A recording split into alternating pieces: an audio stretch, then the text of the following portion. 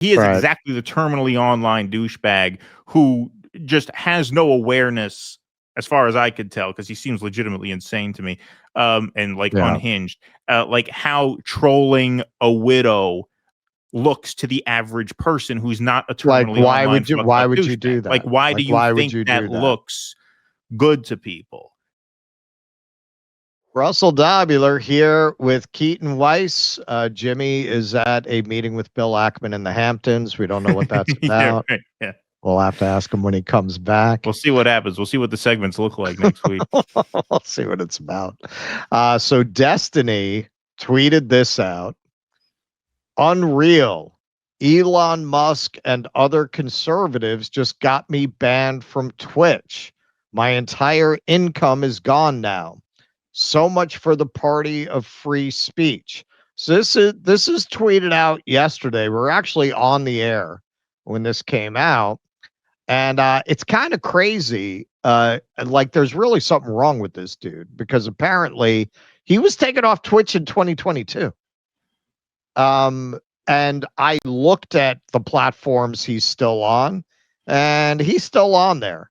Now, he is the last person to be coming out and complaining about being canceled or being attacked, because here is just one of his many bangers fully supporting the idea of deplatforming people he doesn't like. Been disgusting for years.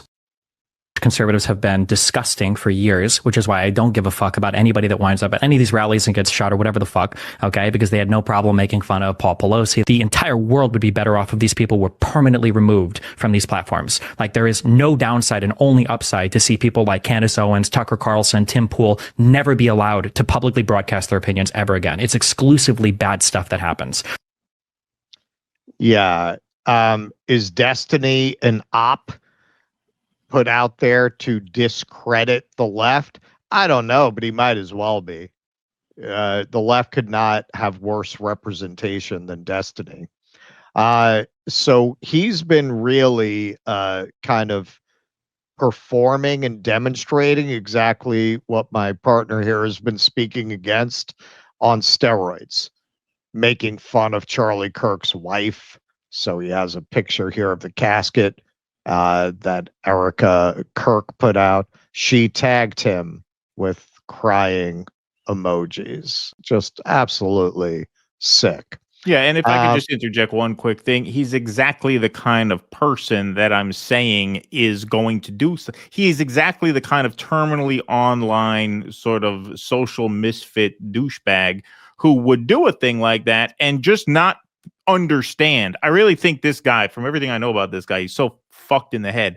I honestly don't know if he understands how that kind of like online behavior affects real people. This is what I mean by the two worlds crossing. Like, he is exactly the terminally online douchebag who just has no awareness, as far as I could tell, because he seems legitimately insane to me, and like unhinged. Like how trolling a widow looks to the average person who's not a terminally like, online why would you do that? Like, why do you think that looks good to people? This is what I mean. When you spend all your time here, you only respond to the feedback you get from the phone, from the likes and the hearts, and his followers are fucked up, so they give him reinforcement. But to everybody else in the real world, this looks unhinged because it is unhinged.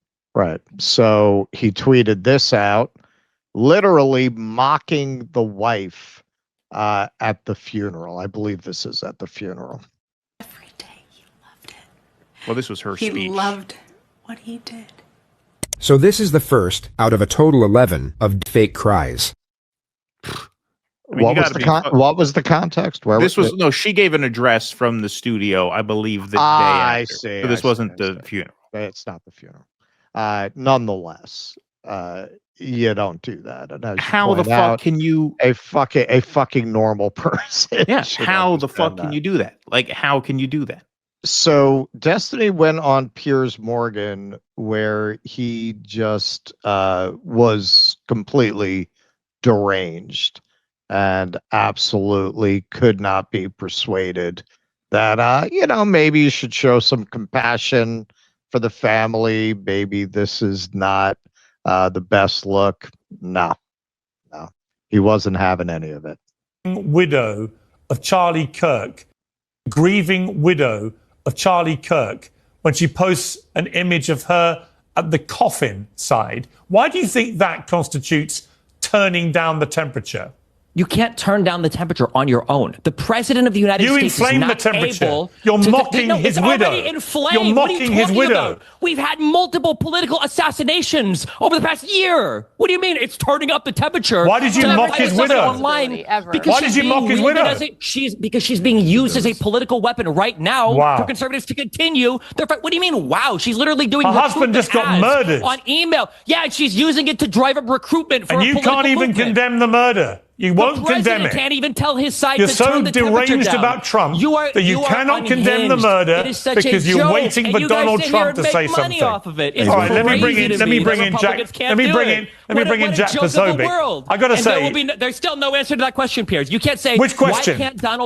Why can't Donald Trump simply go on TV and say we all need to turn it down, Fine. like Biden could, like Obama could, Fine. like the Clintons could, like Kamala could. Why not? Why can't you condemn the murder of Charlie Kirk? It's unbelievable. I'm not the president Why of the United States. can't you condemn the murder of Charlie Kirk? Unbelievable to me. Why can't you condemn the murder of Charlie Kirk?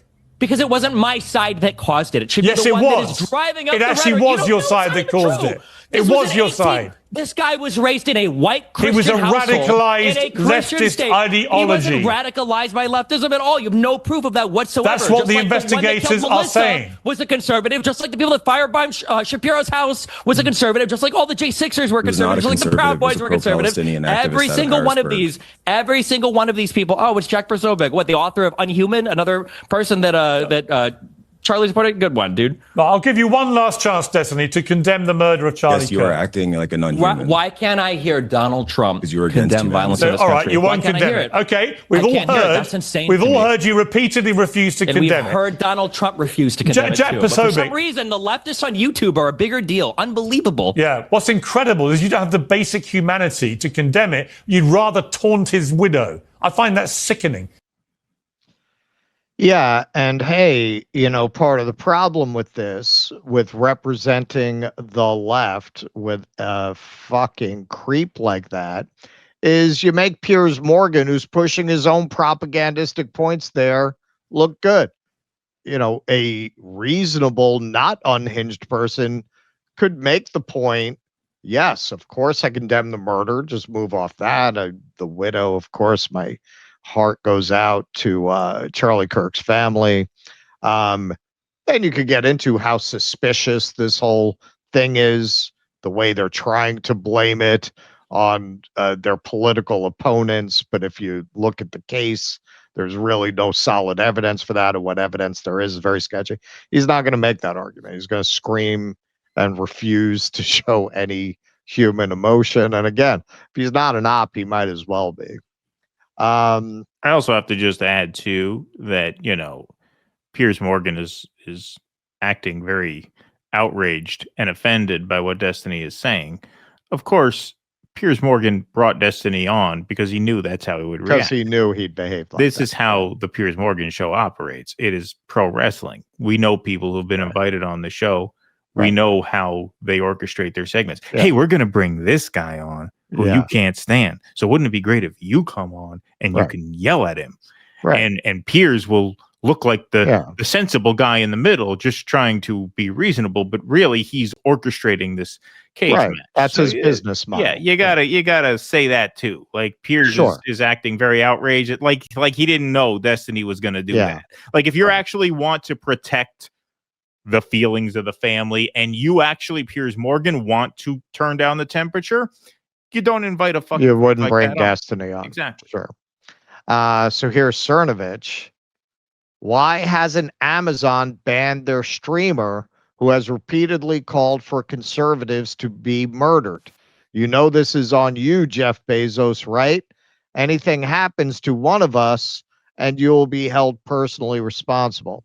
Now I don't feel so bad because I'm assuming Cernovich is more online than I am, and he doesn't seem to realize either that he was already banned from Twitch.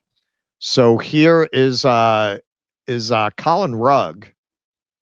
Elon Musk calls for streamer Destiny to be thrown in prison for inciting murder following the assassination of Charlie Kirk. All right, so this is what he's referring to here. Statistics? Not exactly like you need conservatives to be afraid of getting killed when they go to events so that they look to their leadership to turn down the temperature. The issue is right now, they don't feel like there's any fear. Like, I don't know. It's like memes. It's just memes to everybody, I guess. I don't know, bro. I don't know. I don't care. I'm playing video games. Okay. I'm done today. I don't give a fuck. Tell me this is not exactly the person I'm talking about. A person who could say a thing as insane as that people should be afraid to go to events and be like, yeah, it's just memes. I don't know. I'm playing video games. This is what I mean. He is the perfect encapsulation of what I'm talking about, of people who are so online that they are not able to process in real time the maniacal insanity of what they're saying. And this is what I'm talking about in the wake of this event, is that people don't be like him. Don't be like him. It's very simple. Simple. Free advice. Okay? All right. So this is what Elon said. I don't think this jackass should be banned, but Amazon should stop paying him to incite the murder. Now, Elon is pretty terminally online. How does nobody know that this guy's not on Twitch? I mean, for me, it's reasonable. I would not know. I don't hang out in these spaces, but apparently he didn't know either. But Amazon should stop paying him to incite murder. That's insane. Separately, incitement to murder and domestic terrorism is a felony crime. No, it's not. No, it's not. This, leave these things to your legal team, Elon. For that, he should go to prison. He can resume streaming when he has served his term. Okay, so yeah, I mean, he's completely wrong on the legal points, and he recognizes the hypocrisy. So he said, well, I don't want to cancel anybody, but just send them to prison, right? Now, this is the funny thing. This is the funny thing in the loose sense of the word funny, like tragic. So you may have heard about this. IDF soldiers, here you can see, first thing the IDF, after terrorizing families out of their homes in Gaza, is plunder for possessions to steal, then dress in the women's clothes they plunder, and make TikTok videos mocking the victims. Now, this is not a joke. They really do this. There are a lot of pictures and videos of them mocking their victims by dressing up in women's clothes. This is actually one of these videos.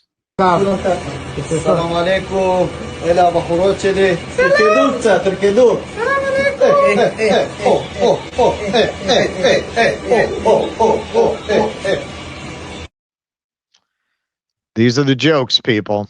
So Destiny went and addressed a group of new recruits about to be deployed into the war zone. And this is what he told them about this kind of behavior.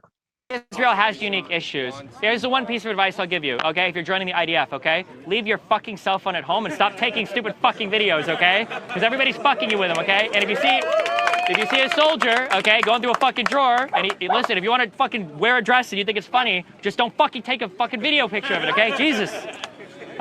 Okay, yeah. Yeah.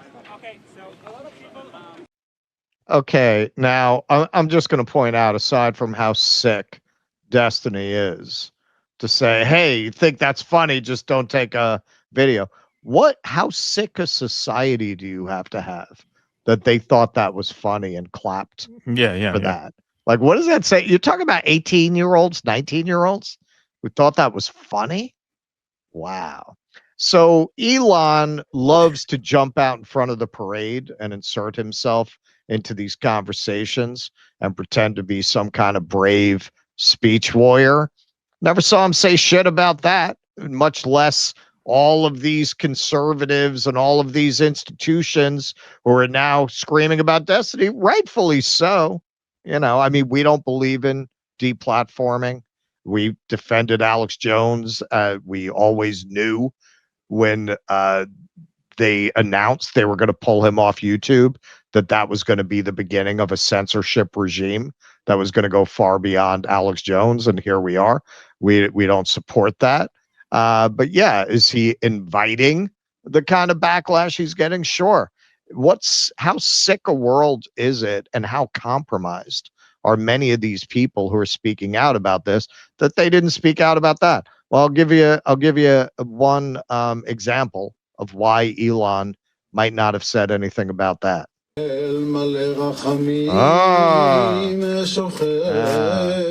made him do the walk of shame. There's Shapiro there. There's Shapiro. There's eyebrows there. Alors, si Elon Musk s'est rendu sur le site du camp d'Auschwitz, c'est aussi pour évoquer ce problème de l'antisémitisme. The whole thing. So when Elon Musk wants to stand up like he's this big man defending speech, remember, he's full of shit. He's completely compromised himself. He's completely hypocritical, like most people who represent themselves in that space. They have a double standard when it comes to this issue. Not all, and increasingly, especially in the wake of what happened to Charlie Kirk, and a lot of the events surrounding his final days, like the Hamptons meeting with Bill Ackman that people are speaking out about.